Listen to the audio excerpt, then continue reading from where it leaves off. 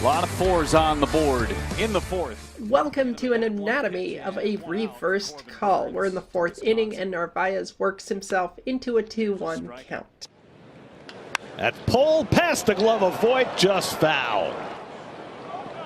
And the Mets might want to challenge this call, and the umpires are going to confer before the Mets even challenge. The umpires getting together here. Check it out. I don't think Voit touches it. I mean, that's clearly a fair ball. I'm not quite sure. How can you miss? I mean, that's not even close. What, Sean? But, I mean, that wasn't even close to being a foul ball. What is he doing? I mean, come on. That's a brutal call. Well, and Alan Porter, the crew chief, is going to bring Craig Counsell over. What their call is. We've all been there, made a big mistake even at work, and fortunately for the umpire here, it's correctable even without replay.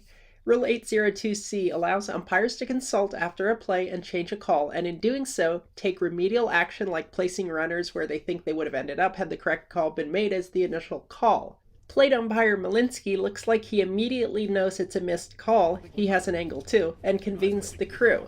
Now the rule says no umpire is allowed to seek to reverse another umpire's decision unless asked to do so, but this isn't a 50-50 judgment call, it's 100% definitively incorrect on the foul ball.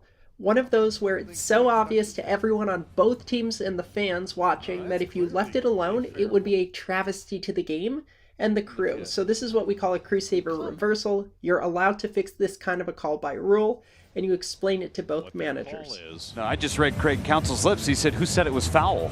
With Jim Wolf and Mike Malinsky, as Alan Porter gives the explanation to Craig Counsell. Buck's going to say, hey, great, it's a fair ball, but you need to place my runner at second base. Now, insofar as runner placement, which is part of this rule, we look at the initial call and try to figure out, okay, had he called it fair, where would this runner end up?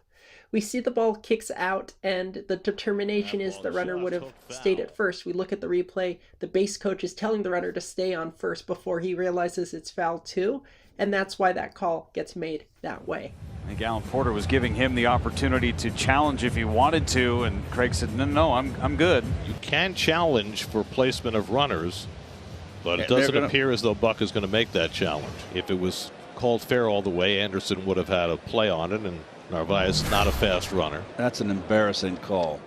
What stands out to me is the initial fair flinch. Always trust your gut. This is not something that you want to do too often during the game, obviously, but if you do get it so horribly wrong, you can fix it. Visit us online at closecallsports.com, Twitter and Facebook. Subscribe for more, and we'll see you on the site.